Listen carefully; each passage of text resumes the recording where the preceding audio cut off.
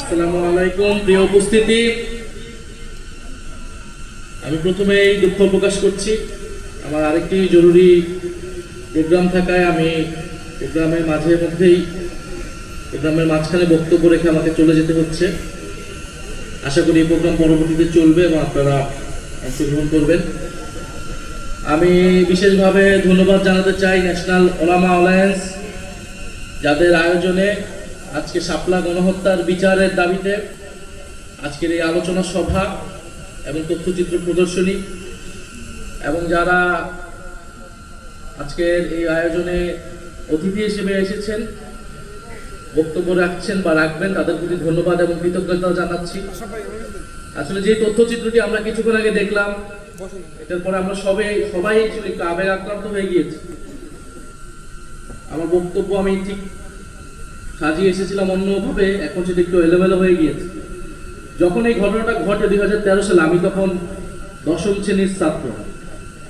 যেহেতু আমি ঢাকা শহরে বড় হয়েছি, আমি তখন স্কুলে পড়ি এবং ঢাকা শহরে তখন একটি থমথমে রাত, সেই রাত 5ই মে রাত।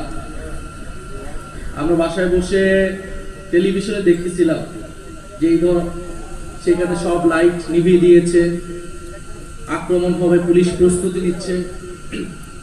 তবে হঠাৎ করে দেখলাম দিগন্ত টিভি বন্ধ হয়ে গেল, ইসলামিক টিভি বন্ধ হয়ে গেল, এবং সেই রাতে আমরা এরপর অনেক কিছু ভাষাভাষী শুনতে পারলাম, কিন্তু আমরা আসল তথ্য জানতে পারি না। কিন্তু শুনতে পেরেছি, পরবর্তীতে নিশ্চিত হয়েছি সেই রাতে কি মর্মান্তিক ঘটনা বাংলাদেশের ইতিহাসে ঘটে গিয়েছে। শাপলার এই গণহত্যা, শাপলার এই হত্যাকাণ্ড বাংলাদেশের ইতিহাসে, বাংলাদেশের রাজনীতিতে অনেক বড় একটা ক্ষত তৈরি করে গিয়েছে। যদি শাপলা গণহত্যাকে সেই সময় আমরা ঠিকিয়ে দিতে পারতাম, সেই সময় যদি যারা এটার জন্য দায়ী, সরকার, রাষ্ট্রযন্ত্র এবং বিভিন্ন রাজনৈতিক এলিমেন্ট, তাদেরকে যদি বিচারের আওতায় আমরা আনতে পারতাম, তার বিরুদ্ধে যদি সামগ্রিকভাবে সমাজের এবং রাজনীতির সকল পক্ষ আমরা দাঁড়াতে পারতাম, তাহলে কিন্তু জুলাই গণহত্যা হতো না। শাপলা গণহত্যাকে কোনো না কোনো ভাবে তো বৈধতা দেওয়া হয়েছে, তার প্রেক্ষাপট তৈরি করতে অনেকেই ভূমিকা রেখেছে। ফলে সেই সময় সরকারকে জবাবদিহিতা করতে পারা যায়নি বলে সরকার জুলাইতে আরেকটা গণহত্যা করার সুযোগ পেয়েছে, সাহস পেয়েছে। শাপলা হত্যাকাণ্ডের অনেকগুলা ডাইমেনশন আছে, অনেকগুলা মাত্রা আছে। তবে একটা কথা বলে রাখা ভালো, আজকে যে আমরা দাবি এখান থেকে উঠাচ্ছি যে 1 যুগ চলে গিয়েছে বিচারহীনতার, আমরা আজকে এসে জুলাই পরবর্তী বাংলাদেশে এসে আমরা এটা বিচারের দাবি জানাচ্ছি। এটা কিন্তু ন্যাশনাল ওলামা অ্যালায়েন্সের দাবি না, এটা এনসিপির দাবি, এটা বাংলাদেশের জনগণের দাবি।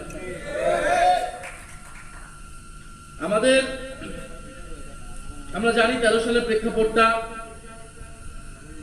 যে 2013 সালে যুদ্ধাপরাধীর বিচারের দাবিতে একটা আন্দোলন শুরু হল এবং শেখ হাসিনা সরকারের রাষ্ট্রীয় পৃষ্ঠপোষকতা, সে আন্দোলন উস্কানি দেওয়া হলো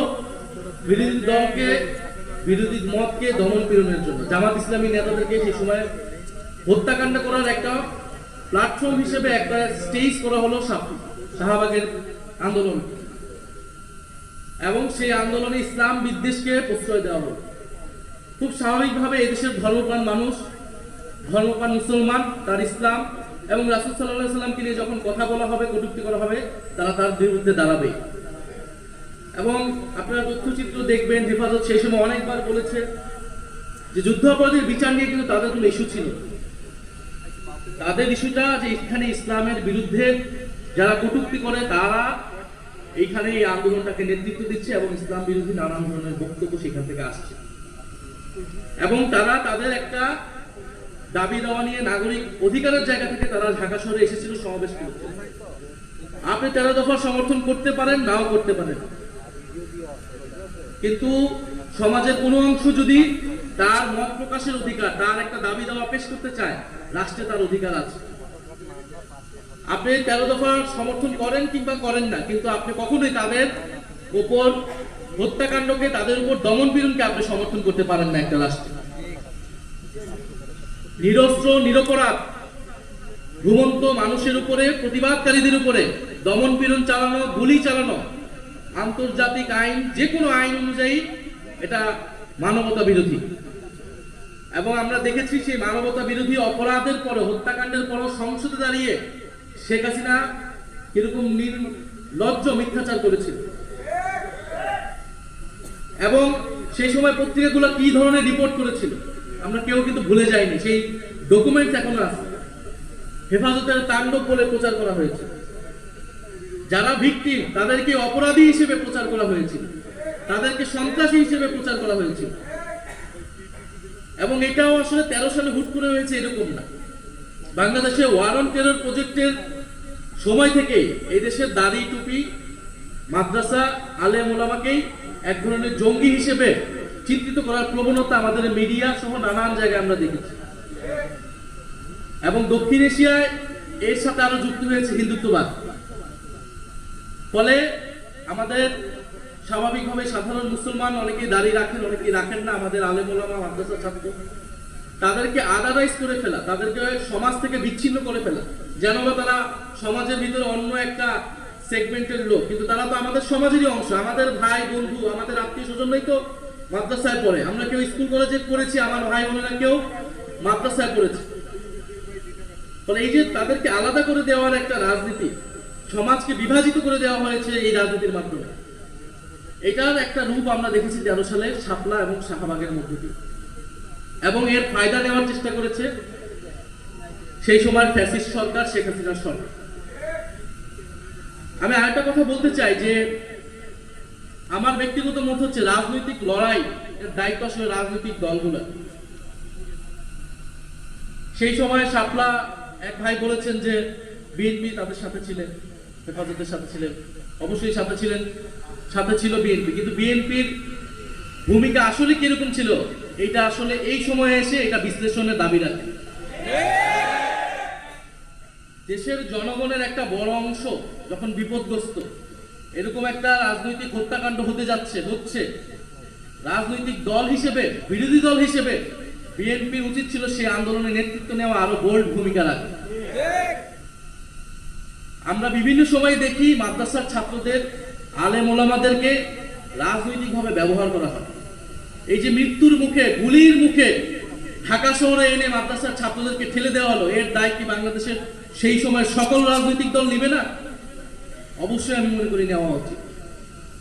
অবশ্যই ফ্যাসিস্ট সরকার, তার যৌথ বাহিনী, তার পুলিশ বাহিনীর এটার দায়, কিন্তু আমাদের রাজনৈতিক দলগুলা যদি আরো রাজনৈতিক ভূমিকা থাকতো, সক্রিয় ভূমিকা থাকতো, তাহলে হয়তো এই ধরনের হত্যাকাণ্ড আমরা এড়াতে পারতাম। ফলে আমরা চাই না যে আমাদের আলেম ওলামা, আমাদের মাদ্রাসার ছাত্রদেরকে তাদেরকে গুটি হিসেবে ব্যবহার করা হোক, ক্ষমতার হাতিয়ার হিসেবে কেউ ব্যবহার করুক, এবং তাদেরকে সমাজে অপরায়ণ করে রাখা হোক, সমাজে আদার করে রাখা হোক। তারা এই সমাজেরই অংশ, তাদেরও নাগরিক অধিকার আছে, তাদেরও দাবি দেওয়া থাকলে তারা সেটা প্রকাশ করবে, সরকার সেটা বিবেচনা করবে, সরকার তাদের সাথে ডায়ালগ করবে যে সেই দাবি কতটুকু তারা মানবে, কতটুকু মানবে না। আমাদের মাদ্রাসার ছাত্র, আলেম ওলামা, তাদেরকে যে ভিন্নভাবে জঙ্গি হিসেবে চিত্রিত করা, এই প্রবণতা থেকে আমাদের সমাজ, আমাদের রাষ্ট্র, আমাদের শিক্ষিত সমাজ, রাজনৈতিক দল, আমাদের সবাইকেই বের হতে হবে। এবং আমি সংসদের শেষ বক্তব্য বলেছি, এদেশের জঙ্গিবাদের উপাদান থাকতে পারে, জঙ্গি প্রবণতা যদি থাকে সেটাকে সঠিকভাবে চিহ্নিত করে সেটাকে আইনের ভিত্তিতে সমাধান করা উচিত। কিন্তু ঢালাওভাবে মাদ্রাসার ছাত্রদেরকে জঙ্গি হিসেবে চিত্রিত করা, দাড়ি টুপি থাকলে বিশ্ববিদ্যালয়ের ছাত্রদেরকে হলে শিবির বলে নির্যাতন করা, এইটা কিন্তু আমরা কোনোভাবেই আর অ্যালাউ করবো না। এবং এই রাজনীতি শেখ হাসিনা সরকার করেছিল, এই রাজনীতি যাতে এই সরকার না করে আমরা সরকারের প্রতি সেই আহ্বান জানাচ্ছি। আজকের এই অনুষ্ঠানের জন্য, প্রোগ্রামের জন্য আমি ধন্যবাদ জানাই। এবং আমাদের আজকের এখান থেকে বক্তব্যটা খুবই সুস্পষ্ট যে এখানে একটা মানবতা বিরোধী অপরাধ হয়েছিল 2013 সালে, এবং আমরা এখনো দেখি বিভিন্নভাবে ইনিয়ে চেষ্টা বলার চেষ্টা করা হয় বিভিন্ন জায়গা থেকে যে মানবতা বিরোধী হত্যাকাণ্ড হয়নি, তেমন কেউ আসলে মারা যায়নি। এবং সরকারের উচিত একটা সুস্পষ্ট একটা তদন্ত রিপোর্ট প্রকাশ করা যে আসলে কতজন হত্যাকাণ্ডের শিকার হয়েছিল, সেই পরিবারগুলোর এখন কি অবস্থা, তাদেরকে রাষ্ট্রীয় স্বীকৃতি দেওয়া, এবং ভবিষ্যতের জন্য আমাদের নতুন প্রজন্মকে সচেতন করতে হবে আমাদেরকে যাতে এই ধরনের হত্যাকাণ্ড, এই ধরনের যে সমাজে বিভাজন হয়ে যাওয়া, সেটা যাতে আর না হয়। এবং আমাদের যে ধর্মপ্রাণ মুসলমান, আমাদের আলেম ওলামা, তাদেরকে স্বীকৃতি দিতে হবে। তাদের এই দেশের রাজনীতি, এই দেশের ইতিহাসে তাদের ব্যাপক ভূমিকা আছে। সেই ব্রিটিশ বিরোধী আন্দোলন থেকে আমাদের মহান মুক্তিযুদ্ধে এবং 2024-এর গণ অভ্যুত্থানে আলেম ওলামা এবং মাদ্রাসার ছাত্রদের ব্যাপক ভূমিকা রয়েছে। এদেশের যত গণ আন্দোলন হয়েছে, জাতীয় আন্দোলন হয়েছে, মুক্তির লড়াই হয়েছে, এদেশের আলেম ওলামা এবং মাদ্রাসার ছাত্রদের ভূমিকা রয়েছে।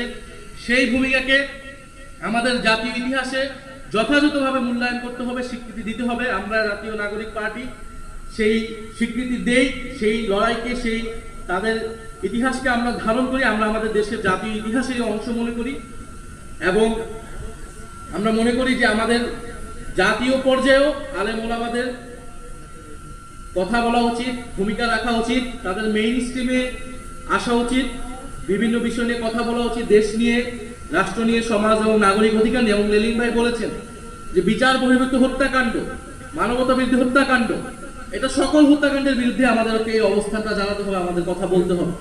এবং আমরা অন্তর্বর্তী সরকারের সময় সেটা বলেছি এবং এই সরকারের সময় আমরা বলছি যে সকল মানবতা বিরোধী বিচার বহির্ভূত হত্যাকাণ্ড যেটা হয়েছে, এবং বিগত সরকারের সময়, বিগত সরকার বলতে আওয়ামী ফ্যাসিস্ট সরকারের সময় যেই গণহত্যাগুলো হয়েছে, মানবতা বিরোধী হত্যাকাণ্ড হয়েছে, গুম হয়েছে, সবকিছুর বিচার করার দায়িত্ব বর্তমান সরকারের।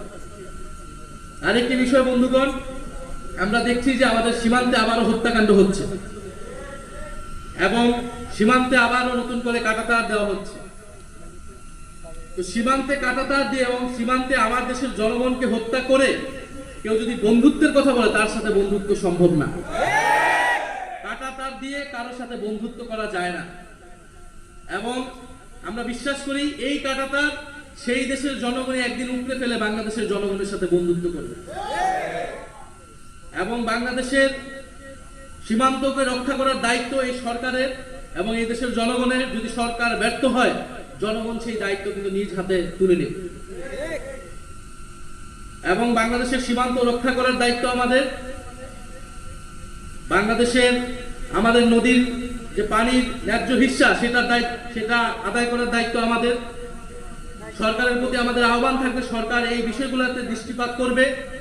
আমরা অন্য কোনো রাষ্ট্রের, সেটা যে কোনো রাষ্ট্র হোক, তার কোনো করদার্য হিসেবে বাংলাদেশকে দেখতে চাই না। বাংলাদেশের স্বাধীনতা, সার্বভৌমত্ব এবং জাতীয় মর্যাদা অক্ষুণ্ণ রাখবে। আমরা এরকম একটি দেশ প্রতিষ্ঠা করতে চাই। সেটার জন্যই জুলাই গণ অভ্যুত্থানে আমরা সকলেই অংশগ্রহণ করেছিলাম। ফলে আমরা স্পষ্টভাবে এটা বলতে চাই যে বাংলাদেশের আমরা সীমান্তের উপরে দেখছি নানা অস্থিরতা, সেখানকার মুসলমানদেরকে নির্যাতন করা হচ্ছে, দমন পীড়ন করা হচ্ছে। এবং বাংলাদেশেও এটা প্রোপাগান্ডা করার চেষ্টা করা হবে যে এই দেশের মুসলমানরা এই দেশের হিন্দুদেরকে নির্যাতন করছে। এই মিথ্যা প্রচার করে তারা সেইখানে মুসলমানদেরকে হত্যাকাণ্ড করার জায়েজ করবে। কিন্তু আমরা দেখেছি জুলাই গণ অভ্যুত্থানের পরও এই মাদ্রাসার ছাত্ররাই কিন্তু মন্দির পাহারা দিয়েছিল। এবং এই দেশের হিন্দুদেরকে যদি কোনো ধরনের সাম্প্রদায়িকতা করার কেউ চেষ্টা করে, স্যাবোটেজ করার কেউ চেষ্টা করবে, আমরা আমাদের ভাইদেরকে রক্ষা করার জন্য প্রস্তুত আছি। ইনশাআল্লাহ আছি কিনা? এদেশের মুসলমান, হিন্দু, বৌদ্ধ, খ্রিস্টান সবাইকে সবার নাগরিক অধিকার সুরক্ষায় আমরা কাজ করব এবং এদেশের স্বাধীনতা, সার্বভৌমত্ব এবং ইসলাম রক্ষায় আমরা কাজ করব। ধন্যবাদ সবাইকে। এবং জাতীয় ওলামা অ্যালায়েন্সকে আবারও ধন্যবাদ জানাচ্ছি। জাতীয় ওলামা অ্যালায়েন্সের সম্মানিত আহ্বায়ক আশরাফ মাহাদি ভাই, সম্মানিত সদস্য সচিব সানাউল্লাহ ভাই, তাদেরকে ধন্যবাদ জানাচ্ছি। জাতীয় ওলামা অ্যালায়েন্স সারা দেশে কাজ করছে, তরুণ আলেমদেরকে সংগঠিত করছে, কাজ করছে। আমরা মনে করি জাতীয় নাগরিক পার্টি, এনসিপি, আলেম ওলামা এবং মাদ্রাসার ছাত্রদের যে অধিকার, সেই অধিকার নিয়ে আমরা কথা বলবো এবং শাপলা গণহত্যার বিচার আমরা দ্রুত সময়ের মধ্যে দেখতে পারবো বলে আমরা আশা রাখছি। ধন্যবাদ সবাইকে। আসসালামু আলাইকুম।